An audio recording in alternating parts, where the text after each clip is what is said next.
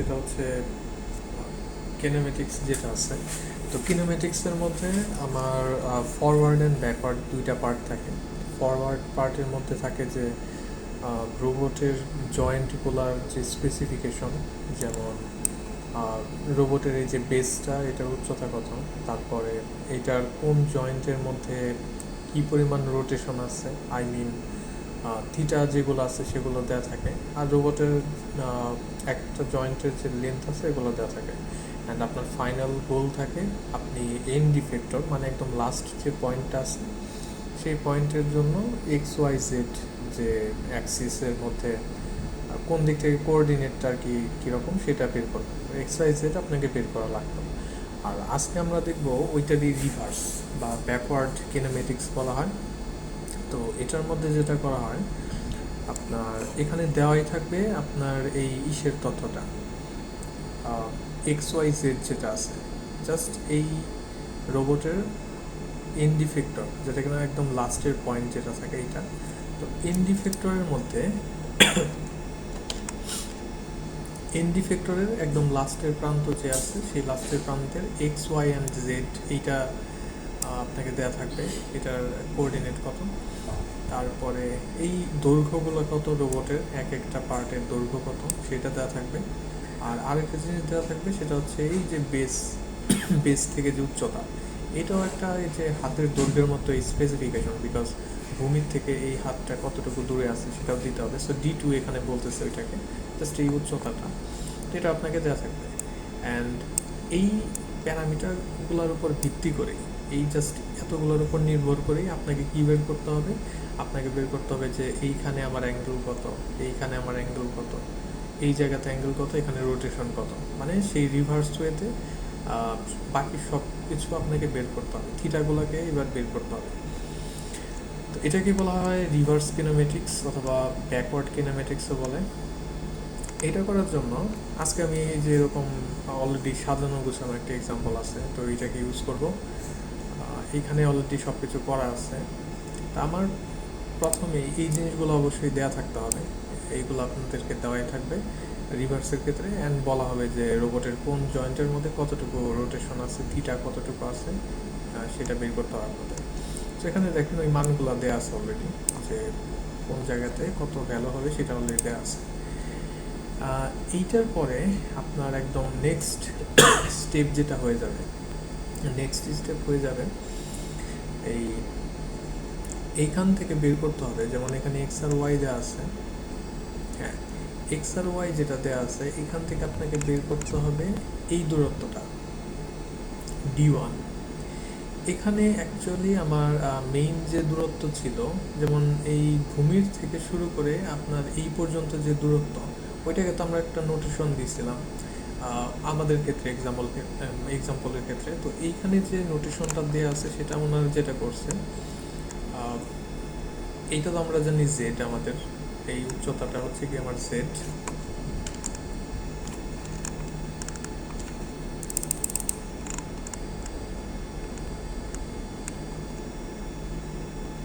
হ্যাঁ, এই উচ্চতা যেটা আছে এটা হচ্ছে জেড। আর ওনারা যেটা ধরে নিছে যে আমার এই হাতটা মানে একদম লাস্টের যে হাত আছে ওইটা সবসময় আমার এরকম হরাইজন্টাল থাকবে আর কি। এটার একটা এক্সট্রা বেনিফিট আছে, এটা আমাদের বাকি ক্যালকুলেশনগুলোতে সুবিধা নিয়ে আসে।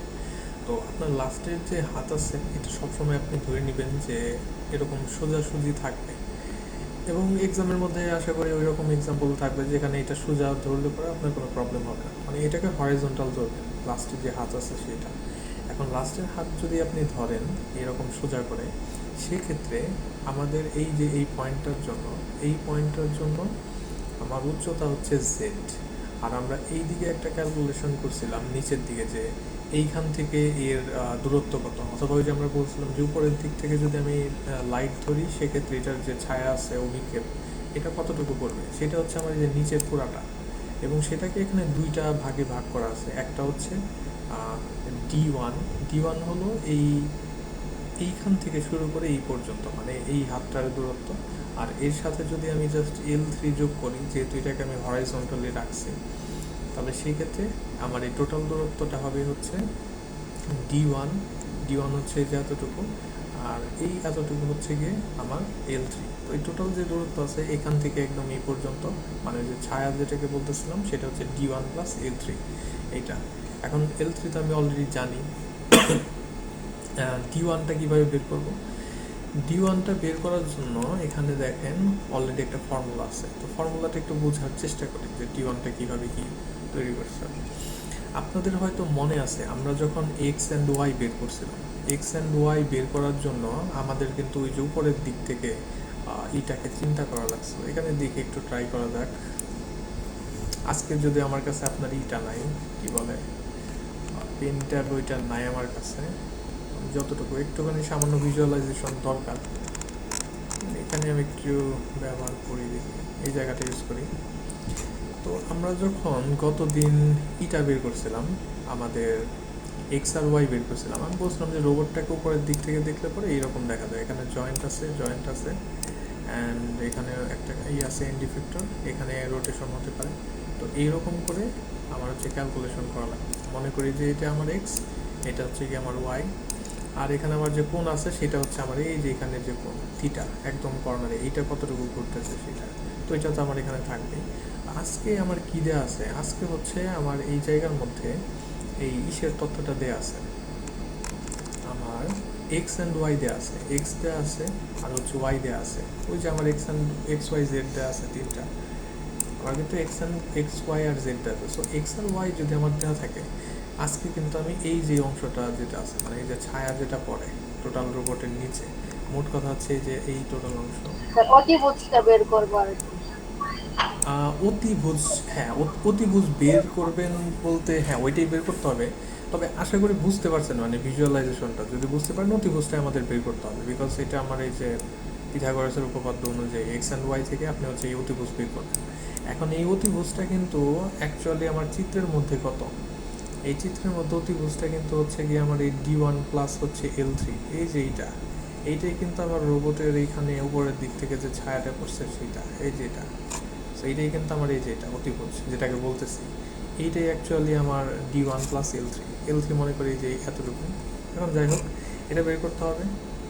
এটা বের করার জন্য আমার এখানে ফর্মুলা যেটা আছে এটা সিম্পল।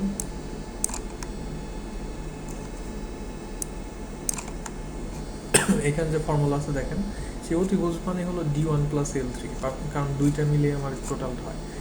এইটার স্কোয়ার সমান x square plus y square, এই যে x square plus y square, এটা হচ্ছে D1 plus L3, so x square y square. এবং এইখানে আমি L3টাও জানি, বিকজ L3 হচ্ছে আমার ওই যে লাস্টের যে বাহুর দৈর্ঘ্য আছে ওইটা। সো L3 এটাকে আমরা ডান পাশে নিয়ে যেতে পারি, সেক্ষেত্রে আমার এখানে D1 যেটা আছে এটাকে আমি এই যে ফর্মুলা দিয়ে বের করে ফেলবো। সো D1 মানে আমার এইখান থেকে এই পর্যন্ত যে দূরত্ব ছিল, এই যে এতটুকু D1, এটা কিন্তু এখন আমি পেয়ে গেছি। সো D1 হচ্ছে আমি পেয়ে গেলাম। এখন D1 জানলে পরে আমার পরবর্তী যত কাজকর্ম আছে, এই যে দেখেন D1 কোনটা, এইটা হচ্ছে D1 জানলে আমার পরবর্তী যত কাজকর্ম আছে সেটা সম্পূর্ণ এই যে এই ত্রিভুজটাকে কেন্দ্র করে, এটাই হচ্ছে আমার ফিউচার। এইখানে যে ত্রিভুজটা তৈরি হবে, মানে এখানে একটা অতিভুজ আসবে, মানে এরপরে ক্যালকুলেট করব, এইটার থেকে আপনি এরপরে সবগুলাকে বের করতে পারবেন। সো এইটাই হচ্ছে আমার মেইন ক্যালকুলেশনের কেন্দ্রবিন্দু আর কি এটা। সো আপনি D1 পেয়ে গেছেন, এখন এই যে এটাকে কোনোভাবে বের করতে হবে। ওটা দেখি কিভাবে কি করা যায়। এইখানে দেখেন আরেকটা বিষয় বের করা যেতে পারে, যে এক্সের যে মান আছে, ওই যে θ1 থাকে না, θ1 বলতে এই যে এইটা হচ্ছে আমার আবার θ1। এখন θ1-এর মানও কিন্তু আমরা এগুলোর থেকে বের করে ফেলতে পারি। এখন আমি এখানে যদি জানি যে θ1-এর এখানে যদি কজ অ্যাপ্লাই করি, যে কস থিটা অ্যাপ্লাই করলে পরে ভূমি ডিভাইডেড বাই আমার এই যে অতিভুজ যেটা আছে D1 প্লাস L3, এই যে অতিভুজ এটা হচ্ছে কি আমার D1 plus L3 cos theta, তাহলে কজ ইনভার্স করলে পরে থিটার মান পাওয়া যাবে। তার মানে আপনি এই যে বেসের যে রোটেশনটা ছিল সেই রোটেশনটাও কিন্তু এই কস থিটা ইউজ করে এখন বের করে ফেলতে পারবেন, বিকজ আপনি এক্স জানেন, D1 প্লাস L3 একটু আগে বের করলাম সেটাও জানেন। আপনি একদম থিটা যেটা আছে, এই যে রোটেশন এখানে বলা আছে, এই রোটেশনটা আপনি বের করে ফেলবেন। তার মানে এই যে বেসের রোটেশন যেটা সেটা, এইটা হচ্ছে আমার বেস, এই বেসটা যে ঘুরে সেই রোটেশনটা। তাহলে এখানে কিছু ক্যালকুলেশন থেকে কিছু ইনফরমেশন বের হলো। এরপরে আমার যেটা আছে, এইখান থেকে স্যার একটা কোশ্চেন ছিল। হ্যাঁ বলেন।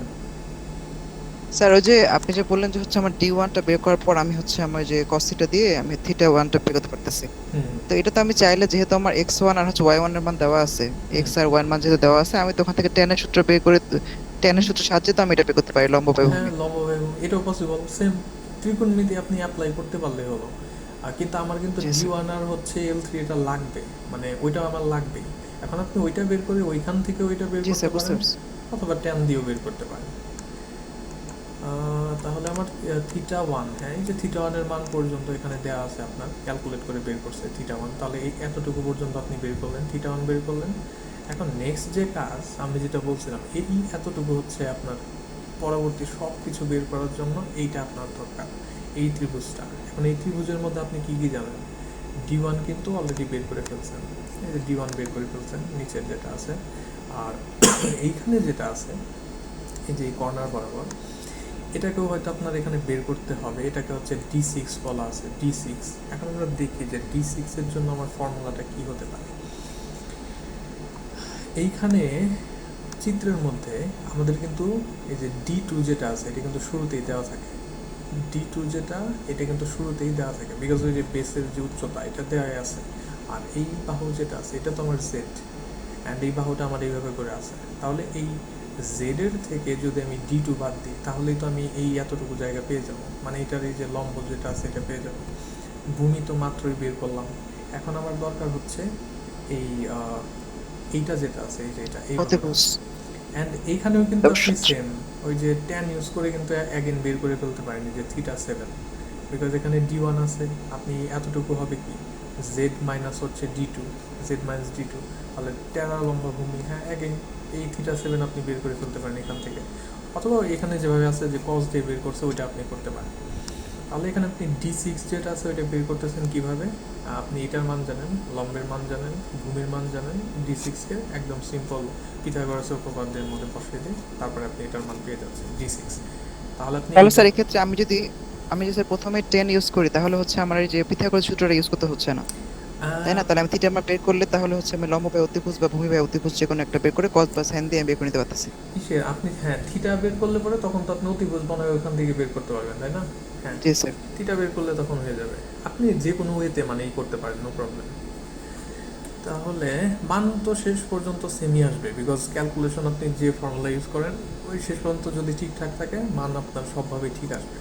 এখন এই D6টা আমার এখানে এসেনশিয়াল, D6 এনিহাও যেভাবেই করেন এখানে D6টা আমার লাগবে। এবং পরের যে সূত্রগুলো আছে এগুলো একটুখানি ডিফারেন্ট। এই সূত্রগুলো রেডিলি সবার মাথায় নাও থাকতে পারে, তবে আমি দেখাই। এটা একটা মানে খুবই সহজ সূত্র, অ্যান্ড এটা খুবই কার্যকরী। এই ত্রিভুজটার ক্ষেত্রে দেখেন, এই যে এখন যে ত্রিভুজটা আছে আমাদের বাকি, এই ত্রিভুজটার মধ্যে আমি তিনটা বাহুর লেন্থ জানি, এই বাহু, এই বাহু অ্যান্ড এই বাহু, তিনটারই লেন্থ জানি।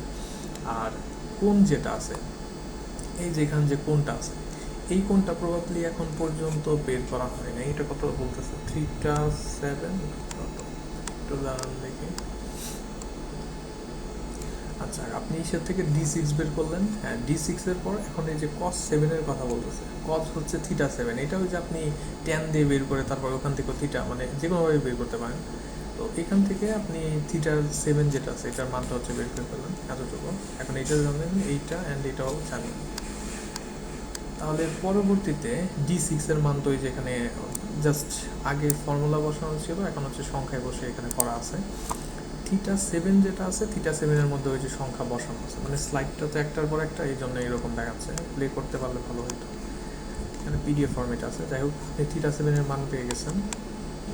নেক্সট আমার যেটা আছে এখানে সব কিছুই অ্যাকচুয়ালি আমার কজের সূত্র, এই যে এই ফর্মুলা যেটা আছে এটা, এই ফর্মুলা ইউজ করে আপনি বাকি এইদিকে যাবতীয় যা কিছু আছে সব কিছু হচ্ছে বের করতে পারবেন। এইখানে কোন অ্যাঙ্গেল আছে, কি আছে না আছে, সবগুলো বের করতে পারবেন। এখন সেটা করার জন্য এই ত্রিভুজটাকে চিন্তা করতে হবে।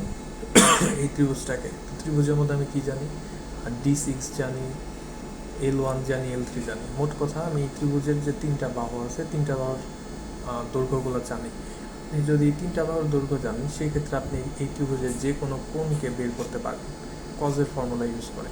আর সেই ফর্মুলা কি, যেমন এখানে ওরা ইউজ করছে এটাকে এই অংশটা বের করার জন্য, থিটা যে 3 আছে এটা প্রথমে বের করছে, তো সেটা বের করার জন্য কি লাগবে, যে কোনটা বের করতেছেন সেটা তো লিখবেন যে cos থিটা 3 ইকুয়াল টু এই পাশে সন্নিহিত যে দুইটা বাহু আছে এই কোণের সাথে অ্যাটাচড বাহু কোনটা কোনটা, L1 অ্যান্ড L2, সেই L1 অ্যান্ড L2 এর স্কোয়ার মাইনাস হচ্ছে যেটা কিনা কোণের অপোজিট পাশে আছে D6 সেটার স্কোয়ার, এই কোণটা বের করতেছি থিটা 3 এই জন্য L1 square L2 square plus minus হচ্ছে D6 স্কোয়ার উল্টা দিকেরটা, and divided by 2 into L1 into L2, 2 into L1 into L2।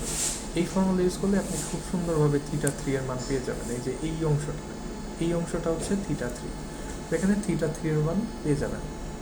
Theta 3 এর ম্যাথমেটিক্যাল মান ওই পেজে আছে, আর থিটা 6ও আপনি ওইভাবে বের করতে পারেন, মানে যে এই এতটুকু যেটা আছে থিটা 6ও বের করতে গেলে কি লাগবে, সন্নিহিত বাহু কে কে, L1 আর হচ্ছে D6, তাহলে L1 square D6 square minus L2 square minus L2 square and divided by দুইটা সন্নিহিত বাহু 2 into L1 into D6, 2 into L1 into D6।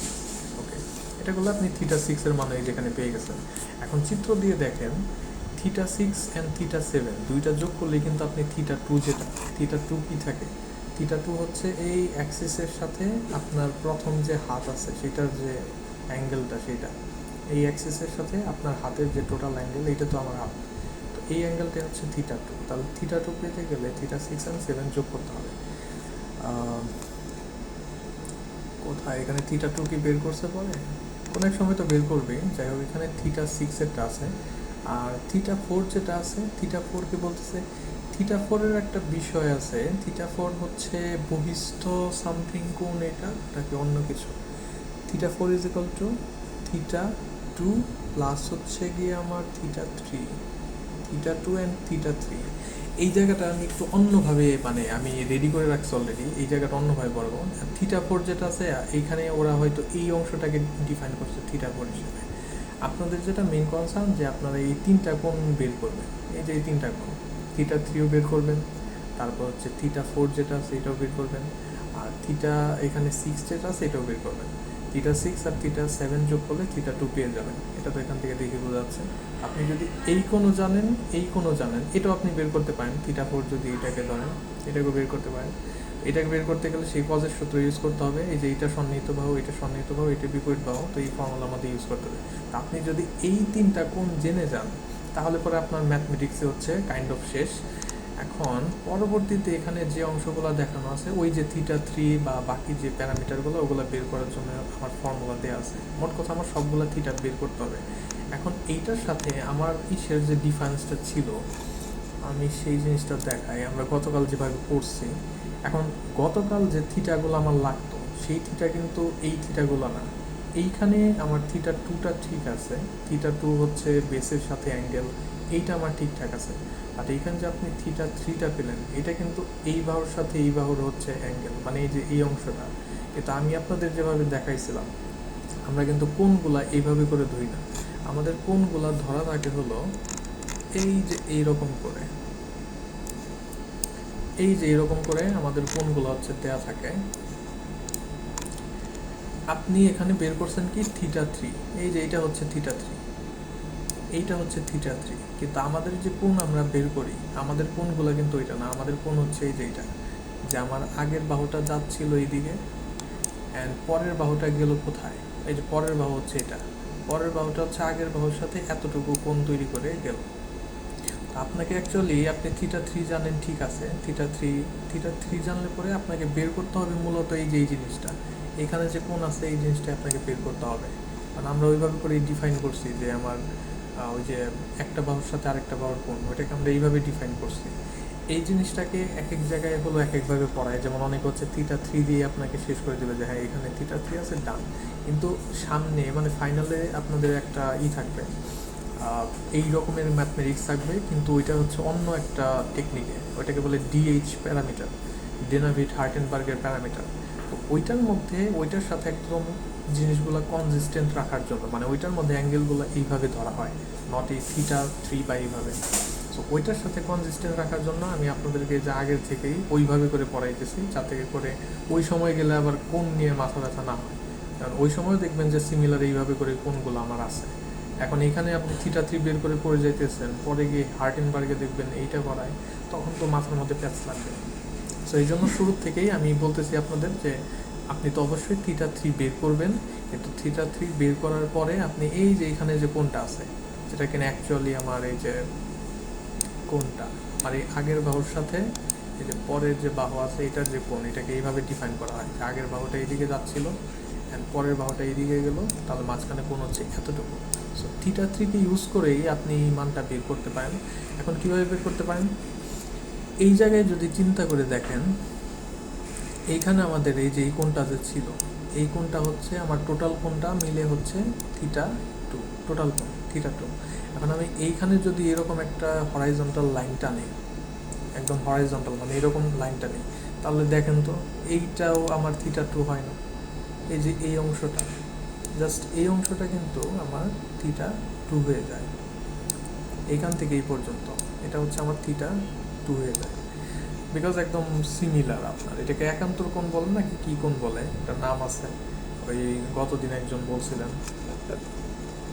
তো এই যে কোণ অ্যান্ড এই কোণ যেটা আছে, দুইটা কোণ আপনার একদম সেম সেম, সো এইটাও আমার থিটা টু। এখন তাহলে আমার এই মাঝখানের অংশটা কত, এই যে মাঝখানের অংশ মানে এতটুকু আমি জানলাম, এতটুকু থিটা টু, কারণ এই দিক থেকে মিলে যায়। আবার এতটুকু তো আমার থিটা থ্রি, এটা তো আমি ক্যালকুলেশন করে বের করছি কজের সূত্র দিয়ে।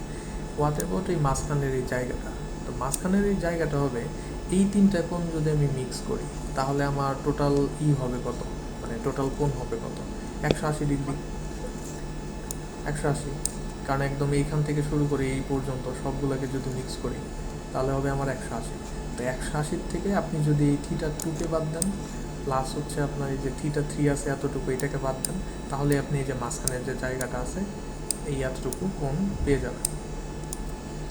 তো এতটুকু কোণ হচ্ছে আমার এই যে এটা 180, 180 থেকে আপনি বিয়োগ দিচ্ছেন থিটা টু অ্যান্ড অলসো আমার থিটা যে থ্রি আছে সেটা, তো এই মাঝখানের কোণটা পেয়ে যাচ্ছেন।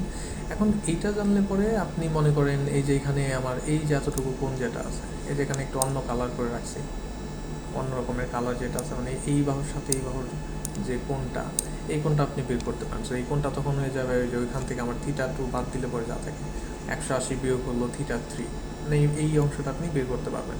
অ্যান্ড এইটা আপনি যদি বের করতে পারেন, এখানে দেখেন এই বাহুটা আমার এইদিকে গেছে, এটা যদি এইভাবে করে যায়, এই যে কোণ আমার আছে,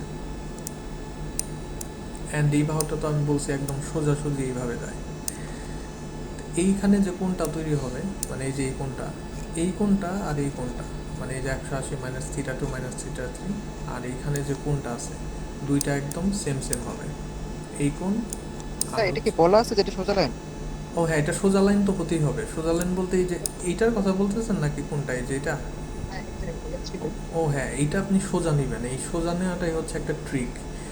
সোজা না নিলে পরে আপনি ক্যালকুলেশন করে মানে রিভার্সে বের করতে ঝামেলা হবে, সোজা নেওয়াটা একটা ট্রিক।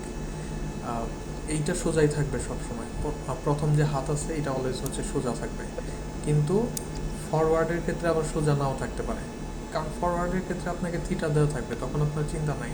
কিন্তু ব্যাকওয়ার্ডের ক্ষেত্রে এটা যদি আপনি সোজা না নেন, সোজা না নিলে তো অনেক রকম কম্বিনেশন হতে পারে, বিকজ এই কম্বিনেশনের শেষ নাই।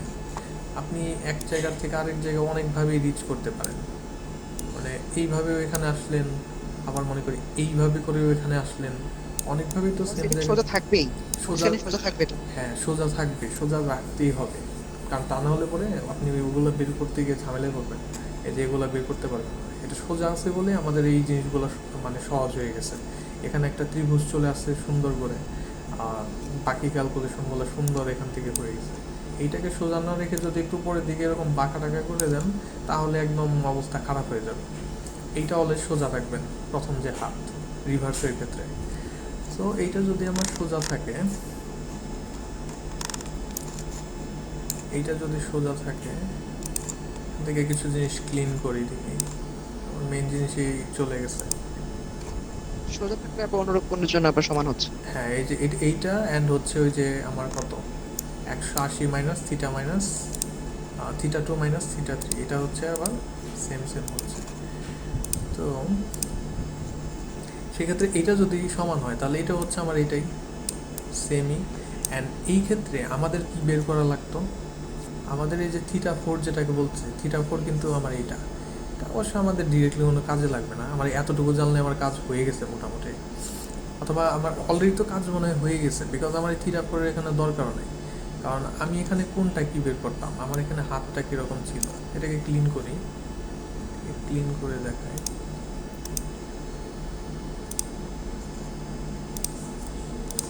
এই জায়গাটা ক্লিন করি, আমার আসলে লাগতো কি এরপরে, এরপরে আমার শুধু দরকারই ছিল এই জায়গাটাই, বিকজ এই পথ আগের যে হাত আছে মানে এল টু আমার যাচ্ছিল এইদিকে, আর পরের যে হাত আছে সেটা গেছে এইদিকে।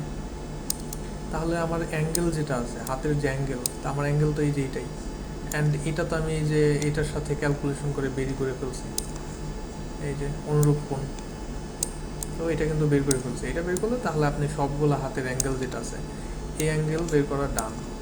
তারপরে হচ্ছে এইখানে যে অ্যাঙ্গেল আছে এটাও বের করা ডান। এইখানে তো থিটা টু আরও অনেক আগে বের করে ফেলছেন, থিটা ওয়ান তো আরও আগে বের করে ফেলছেন।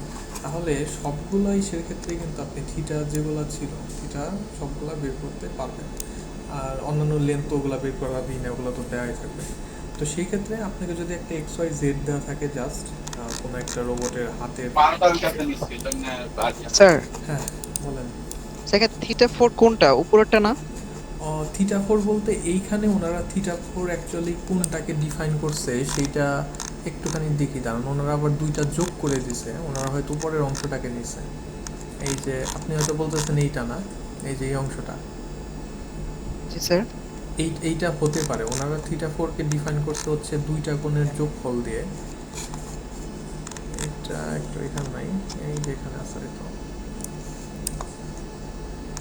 এইখানে কিন্তু ওনারা, যদি ওটা হয়েও থাকে তাহলে ওটা তো বোঝা যাচ্ছে 95 এর বেশি হবে।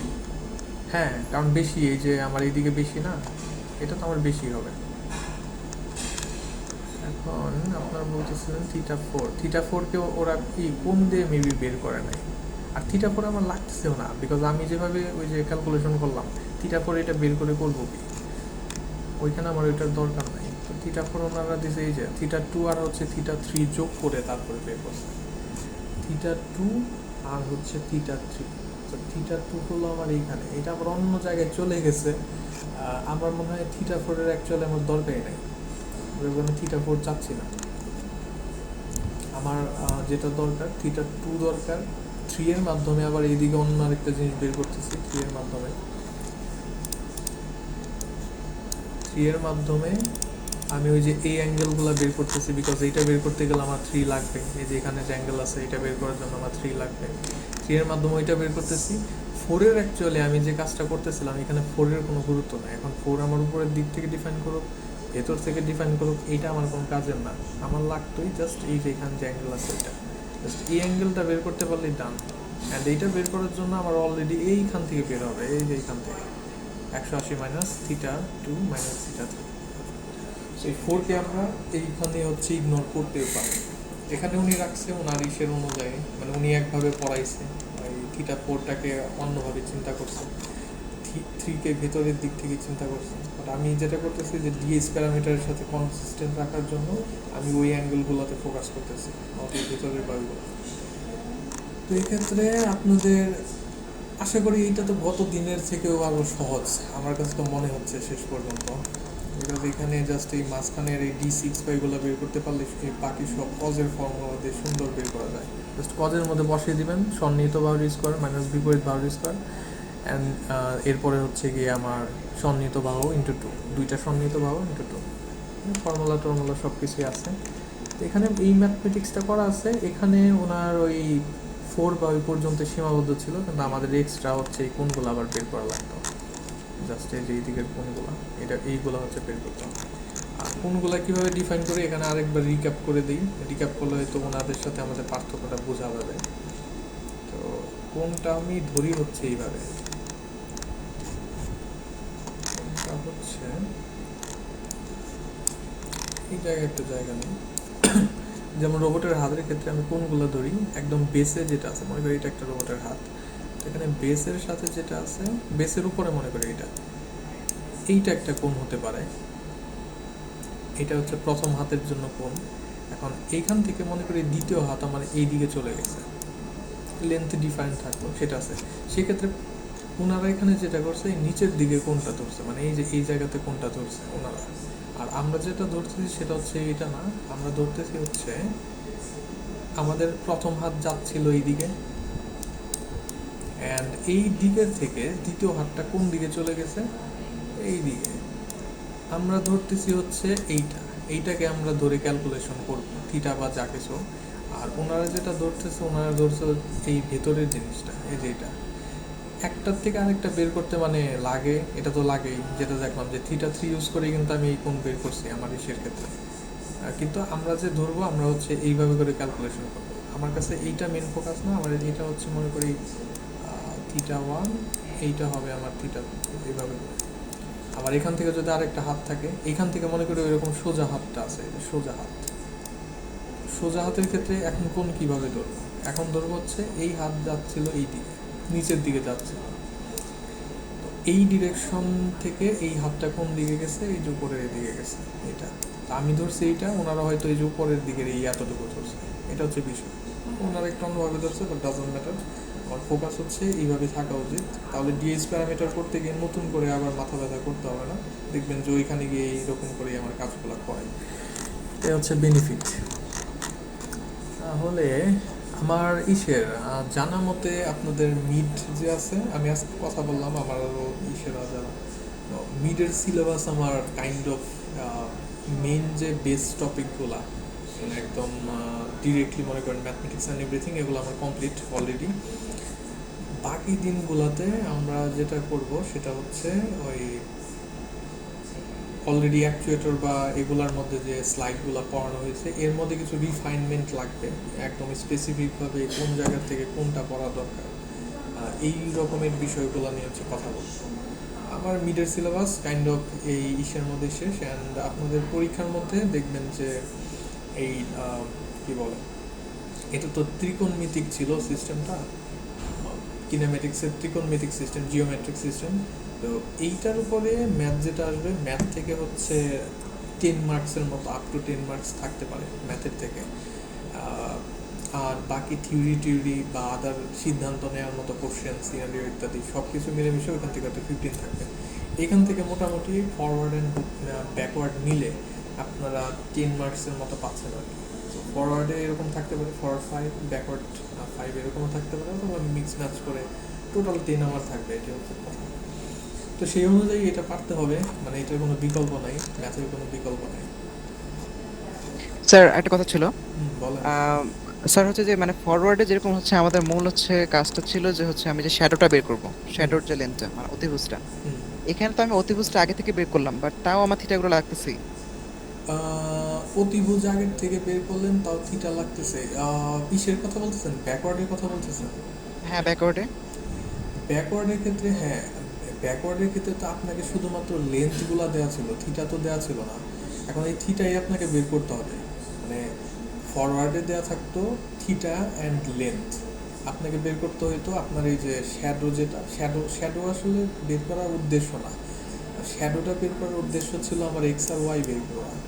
শ্যাডো বের করার উদ্দেশ্য ছিল যে এক্স আর ওয়াইটা বের করা, মানে ওই যে ফরওয়ার্ডের ও ক্ষেত্রে আচ্ছা, আর এখানে যেহেতু এক্স ওয়াই আমার দেওয়া আছে এজন্য হচ্ছে এখানে আর কি আমার থিটাগুলো বের করতে হবে। হ্যাঁ, এক্স আর ওয়াই থেকে আপনি শ্যাডো বের করবেন, অ্যান্ড শ্যাডো আর জেড বা এগুলা থিটাগুলা বের করে, মানে থিটা দেয়া থাকবে না, থিটাগুলো আপনাকে বের করতে হবে, রিভার্স প্রসেস আর কি টোটাল। স্যার এত কিছু করে যদি মাত্র 10 হয়? 10 বলতে এখন ওই যে আরও পার্ট আছে তো, আর অনেকের ক্ষেত্রে মনে করেন ম্যাথ এখন এক একজনের এক এক অবস্থা। ডিএস প্যারামিটার আপনার কাছে হয়তো সহজ লাগতেছে, আমার কাছেও সহজ লাগতেছে, অনেকের অবস্থা আবার খারাপ হয়ে যেতে পারে। এখন সবার কথা চিন্তা করে সবাই যাতে মানে ধরার মতো কিছু একটা থাকে, লাইক থিওরির মধ্যে মোটামুটি একটা অ্যান্সার করলে একটা কিছু পাওয়া যায়, এইটার মধ্যে তো উল্টাপাল্টা করলে পরে কাজ হবে না। তো যাতে একদম মানে ব্রেকডাউন না হয়ে যায়, সেই জন্য থিওরির পার্টটার মধ্যে রাখা হয়েছে। আর থিওরির মধ্যে ইম্পর্টেন্ট কিছু বিষয় আছে, সিদ্ধান্তমূলক জিনিসপত্র এগুলো আছে, এই জন্য চিন্তা ভাবনা করে সব কিছু মিলেমিশে আর কি ই করা হয়েছে। আমি 15-এর মতো করছিলাম, তবে আমাদের আবার কোশ্চেনের ধরনের একটা মডারেশন আছে, ওটার সাথে কনসিস্টেন্ট থাকতে গেলে 10-এর উপরে দেওয়াটা ঠিক হবে না, তো ওভার বেশি হয়ে যাবে, কারণ আদার্স আরও অনেক টপিক আছে। সেক্ষেত্রে 10 শিওর থাকতে পারেন আর কি। 10 আপনি স্যার এমনি বলছিলেন যে ম্যাথ যে আরেকটা থাকতে পারে, ওটা কি ও থাকবে না? হ্যাঁ, ওইটা নিয়ে আজকেই কথা বলতেছিলাম, মানে আমার পাশে তো আরেক আছে, আরও স্যার আছে। তো ওই ওই ম্যাথটা হচ্ছে ফাইনালের জন্য রাখা আছে। ওইটা হচ্ছে ছিল স্পেশাল ট্রান্সফরমেশন আর কি। তো স্যার বললো যে ওইটা আমরা ইসের মধ্যে রাখি, ফাইনালের জন্যই রাখি। আর মিডের মধ্যে হচ্ছে এখানে যে পার্টগুলো আছে, এইখানেও অনেক কিছু আছে। আপনারা হয়তো যে স্লাইড দেখছেন, যে অ্যাকচুয়েটরের যে স্লাইড দেখছেন, ওইটা তো আমি আপনাদেরকে করে পড়াইছি, একটা শর্ট স্লাইড পড়াইছি। এখন ওইটা ডিটেল পড়তে গেলে আপনাকে যে স্লাইডটা পড়তে হবে ভেতরে আছে, ওই স্লাইডগুলো আবার অনেক বড় বড়, তার ডিটেল তো আবার পড়তে হবে। আমি নয় বুঝিয়ে নিয়ে এক জায়গায় পড়াইছি। পড়া এখানে অনেক কিছুই আছে, কিন্তু ওই হয়তো স্লাইড দিকে মনে হচ্ছে তেমন একটা কিছু নাই। তো সিলেবাস স্যার বলছে যে এতটুকুই রাখি। আমিও চিন্তা করলাম ঠিক আছে, আমার তো আবার সবার কথা চিন্তা করতে হবে। একটা সেকশনের হয়তো ক্লাস খুব একটা হয় নাই, না একটা বা দুইটা ক্লাস, টিচার চেঞ্জ হচ্ছে, আবার টিচাররাও কতটা কীরকম পড়াইতে পারবে না পারবে, সব কথা চিন্তা করে এখন বললাম যে ঠিক আছে থাকুক, ফাইনালের দিকে হয়তো করবো আর কি, ওইটা ইনক্লুড করবো। অলরেডি ইম্পর্টেন্ট টপিক অলরেডি আছে আপনার সেন্সরের মধ্যেই তো কত কিছু আছে সিদ্ধান্ত নেওয়ার মতো, এরকম নানান ধরনের বিষয়ই থাকবে। But math is 10 minimum 10 sure থাকতে পারে, এটাই আর কি বললাম। ওকে, আজকে আর এমনিতে পড়ানোর কিছু নাই। এখন বলেন, যেহেতু 10 নাম্বার এখান থেকে আসতেছে, এখান থেকে বলেন যে কারো কোনো কোশ্চেন জিজ্ঞাসা থাকবে, পারতে হবে, না পারলে পরে হবে না তো।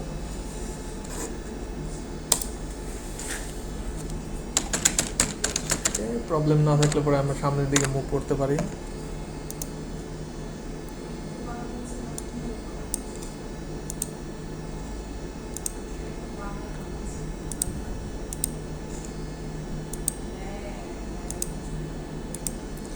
পরীক্ষার মধ্যে ওই যে স্যার এই যে আমাদের হচ্ছে যে 2 দিন ক্লাস হলো, এর কি কোনো মানে রেকর্ডিং আছে বা হচ্ছে যে স্লাইড হ্যাঁ, এডিটর ইসের একটু যদি দিয়ে দিতেন? আপনার ইসের স্লাইডটা যেটা এই আজকে যেটা দেখাইলাম, এটা তো আছে। জি স্যার। এখন এই স্লাইড দেখে কিন্তু বিভ্রান্ত হওয়া যাবে না, কারণ ফলো করতে হবে কিন্তু আপনার ক্লাসের ভিডিও অলরেডি আপলোড করা আছে। আপনাদের কোনো ইউটিউব সামথিং লিংক দেওয়া হয় নাই কোনো ভিডিও? আচ্ছা, তো দেন। যদি কোনো ইউটিউবের লিংক দিয়ে থাকে, হ্যাঁ আপনাদেরও দেওয়া হয় না, আমি আসলে দিচ্ছি কাকে বুঝতেছি না। হ্যাঁ অলরেডি করা আছে, আমি আপনাদেরকে গ্রুপে দেখে আমি এখান থেকে বের হয়ে ইমিডিয়েটলি আপনাদের এই ইটা দিয়ে দেবো। আমাদের প্রিভিয়াস যত অনলাইন ক্লাস ছিল অলরেডি হয়ে গেছে। আর স্লাইড অ্যান্ড বিএলসি 2-1 মধ্যে পেয়ে যাবেন। আর ভিডিওটা আমার থাকবে, ভিডিও দেখে আপাতত কী করেন, আমার স্লাইডগুলোকে অর্গানাইজ করে টোরে একদম। আমাদের বিএলসি নিয়ে একটু সমস্যা আছে, বিএলসিতে হচ্ছে ওই যে আগের তথ্যগুলো রিস্টোর করা যাচ্ছে না, এখানে অ্যাডমিনরাও কোনো কারণে হয়তো ব্যস্ত বা সামথিং, এই জন্য একটু প্রবলেমের মধ্যে আছে। আমি এমনিতে স্লাইড যেগুলো যতটুকু ফলো করছি ওগুলো সবগুলো দিয়ে দেবো, কোনো সমস্যা নেই। আর ওই ইউটিউব চ্যানেলের লিঙ্কটা দিয়ে দিচ্ছি একটু পরে, তো ওটা নিয়ে প্রবলেম হবে। আচ্ছা স্যার, থ্যাংক ইউ স্যার। তো অ্যাটেন্ডেন্স নিয়ে আমরা শেষ করি। সামার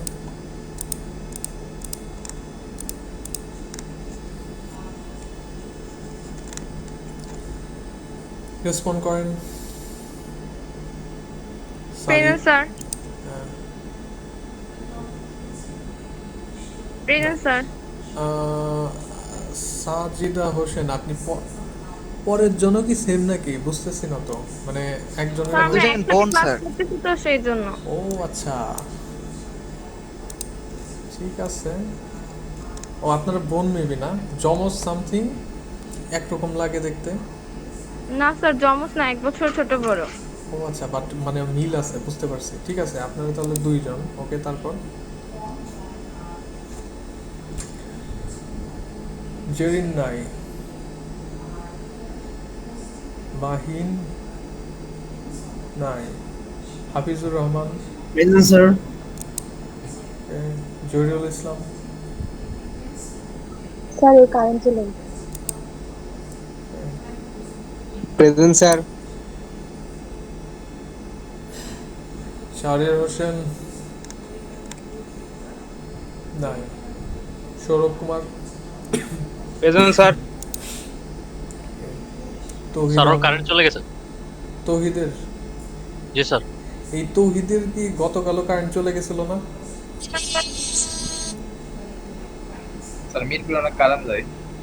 হ্যাঁ, ঠিক আছে, সমস্যা নাই। টপিক পারলে পরে ক্লাসে থাকা না থাকা কি যায়। ওকে, কিসের কই আরেকজন কি যেন বলতেছিলেন, মাহমুদ সামথিং, মাহমুদা ইসলাম। না স্যার, ওইটাই বলতেছিলাম যে হচ্ছে যে কারেন্ট নাই। ও আচ্ছা আচ্ছা, ঠিক আছে। Present, তারপর রিদওয়ান নাই, সিয়াম, Present, sir. Present, sir. আইনুল্লাহ Hasan Arman নাই, Present, sir. Present, sir. Present, sir.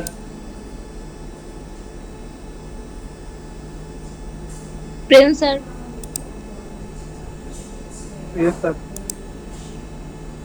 Present sir. Present sir. Yes, sir. Yes sir.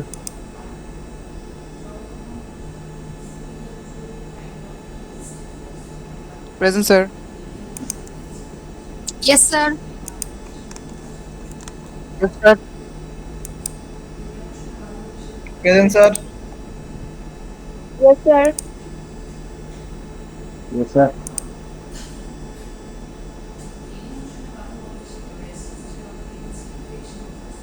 Sir 8-1 ছিল তো ক্লাসে, মনে হয় ডিসকানেক্ট হয়ে গেছে। বুঝি নাই, একটুখানি নয়েজ আসতেছিল। স্যার 8-1 ছিল ক্লাসে, মনে হয় ডিসকানেক্ট হয়ে গেছে। Okay,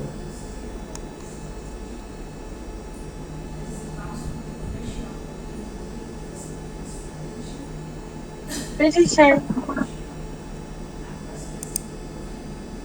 present sir. Yes sir.